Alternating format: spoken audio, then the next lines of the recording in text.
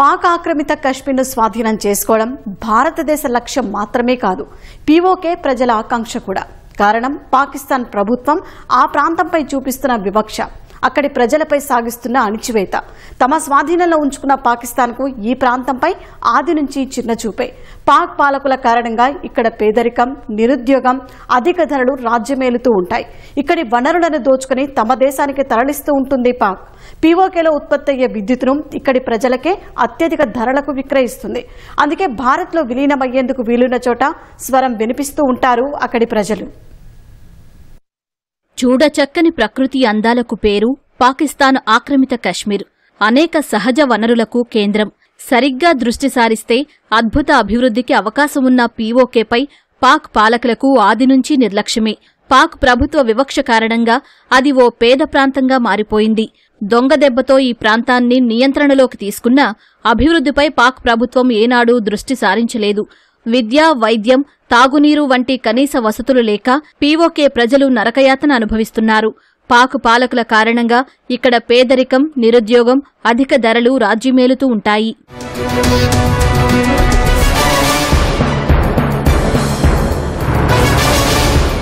ఇక్కడి వనరులను దోచుకుని తమ దేశానికి తరలిస్తూ ఉంటుంది పాక్. ఇక్కడ ఉత్పత్తయ్యే విద్యుత్తును ఇక్కడి ప్రజలకే అధిక ధరలకు విక్రయిస్తుంది. గోధుమ పిండి సహా ఇతర నిత్యావసరాలపై అధిక పన్నులు విధిస్తుంది. పీఓకే ప్రధానిగా పనిచేసేవారు పాక్ సర్కారు చేతుల్లో కీలుబొమ్మలుగా మారిపోతున్నారు. ఫలితంగా ప్రజల హక్కులకు రక్షణ లేకుండా పోతోంది. పీఓకేలో పుష్కలంగా ఉన్న సహజ వనరులను పాక్ ఇష్టారీతిన వాడుకుంటోంది. కలప మాఫియాను అడ్డుకోకపోవడంతో ఆ ప్రాంతంలో ఏళ్ల తరబడి చెట్ల నరికివేత విచ్చలవిడిగా కొనసాగింది. పీఓకేలోని ఆనకట్టల ద్వారా పలు నదుల ప్రవాహ దిశను పాకిస్తాన్ మార్చేసింది. భారత్పై విద్రోహ చర్యలకు ఉపయోగపడే ప్రదేశంగానే పీఓకేను పాక్ చూస్తోంది. నిబంధనల ప్రకారం పీఓకేలో కశ్మీరేతరులు భూములు కొనకూడదు. అందుకు విరుద్ధంగా ఆ ప్రాంతంలో సైన్యానికి భూములు కేటాయించారు. పంజాబ్, ఆఫ్ఘాన్ వలస ప్రజలతో పాటు పాకిస్తాన్కు వంత పాడేవారికి స్థిర నివాసం కల్పించారు. స్థానికేతరులను ఉద్యోగాల్లోకి తీసుకున్నారు. దాంతో పీఓకే వాసులు హక్కులు కోల్పోతున్నారు. అక్కడి మహిళలు, యువతులు సైనికుల చేతుల్లో లైంగిక దోపిడీకి గురైన ఘటనలు లెక్కకు మిక్కిలి. అంతర్జాతీయ ద్రవ్యనిధి నుంచి రుణం పొందే ముసుగులో పీఓకే వాసులపై తరచూ పన్నులు విధిస్తూ ఉంటుంది పాక్ ప్రభుత్వం. ఉత్పత్తి ఖర్చులతో పోలిస్తే 40 రెట్లు అధిక పన్నుల భారం మోపుతుంది.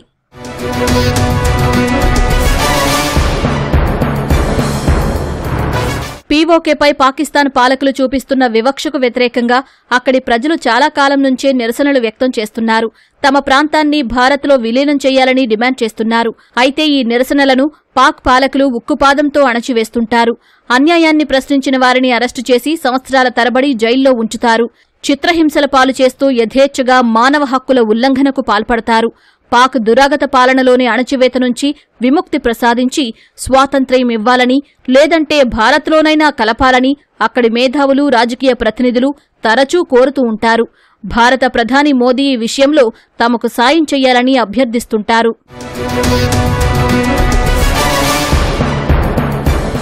గతంలో ఐక్యరాజ్యసమితి మానవ హక్కుల కమిషన్ 54వ సమావేశం జనీవాలో నిర్వహిస్తున్న వేళ పీఓకే రాజకీయ ప్రతినిధులు పాకిస్తాన్కు వ్యతిరేకంగా నిరసన చేపట్టారు.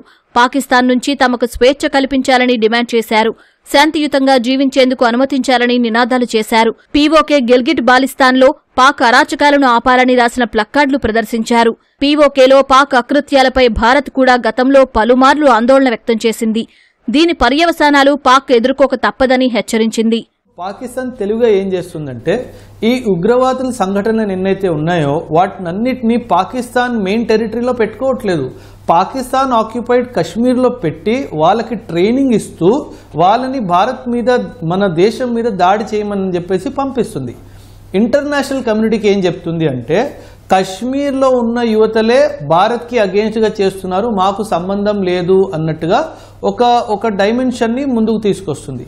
ఒకవేళ మనము పీఓకేని ఆక్యుపై చేసుకుంటే ఈ టెర్రరిస్ట్ క్యాంప్స్ అన్నీ ధ్వంసం అయిపోతాయి. కాబట్టి అప్పుడు ఎలాంటి విధంగా పీఓకేని భారత్కి విరుద్ధంగా యూజ్ చేసే అవకాశం పాకిస్తాన్కి దక్కదు.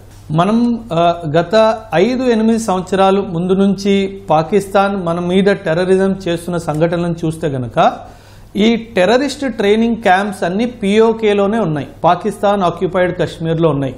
ఒకవేళ మన సైన్యము ఈ పిఓకేని రీఆక్యుపై చేస్తే ఈ టెర్రరిస్ట్ క్యాంప్స్ అన్నిటినీ ధ్వంసం చేయడం జరుగుతుంది. అప్పుడు వీళ్ళందరూ ఏం చేస్తారు, వీళ్ళు పరిగెట్టి పాకిస్తాన్ టెరిటరీలోకి వెళ్తారు, మెయిన్ టెరిటరీలోకి వెళ్తారు. నౌ పాకిస్తాన్ తన మెయిన్ టెరిటరీలో ఈ టెర్రరిస్ట్ క్యాంప్స్ నడిపితే గనక మనం వీటి ప్రూఫ్స్ అన్ని అంతర్రాష్ట్రీయ సంఘానికి ఇస్తే డెఫినెట్గా పాకిస్తాన్ మీదనే ఇండియా మీద టెర్రరిజం చేస్తున్న బ్లేమ్ వస్తుంది. సో పిఓకే మన దగ్గరకు వస్తే మాత్రం అది చాలా మంచి విషయము. ట్రైనింగ్ క్యాంప్స్ అన్ని డిస్ట్రాయ్ అయిపోతాయి, పాకిస్తాన్ కూడా వీళ్ళకి ప్రొటెక్షన్ ఇవ్వదు, ఏదో విధంగా ఈ టెర్రరిస్ట్ క్యాంప్స్ అన్ని డిస్ఫంక్షనల్ అయిపోతాయి. మరోవైపు ఆర్టికల్ 370 రద్దు తర్వాత జమ్మూ కాశ్మీర్లో అభివృద్ధి జోరందుకుంది. భారత్ అభివృద్ధి పదంలో దూసుకువెళుతున్న తీరు, రాజకీయ, ఆర్థిక స్థిరత్వం పీఓకే వాసులను ఆకర్షిస్తోంది. దీన్ని గమనించిన అక్కడి వాసులు బతుకులు బాగుపడాలంటే భారత్లో విలీనం ఒక్కటే మార్గమని భావిస్తున్నారు. అందులో భాగంగా మొదట కార్గిల్ రహదారిని తెరవాలని డిమాండ్ చేస్తున్నారు. పీఓకే జమ్మూ కాశ్మీర్లో అంతర్భాగమని చెబుతున్న భారత్ ఆ ప్రాంతాన్ని ఖాళీ చేయాలని చాలా కాలంగా డిమాండ్ చేస్తూ వస్తోంది. పీఓకే కోసం 1994 ఫిబ్రవరిలో పార్లమెంటు ఏకగ్రీవంగా చేసిన తీర్మానంలోనూ ఇదే విషయాన్ని ప్రస్ఫుటంగా పేర్కొంది.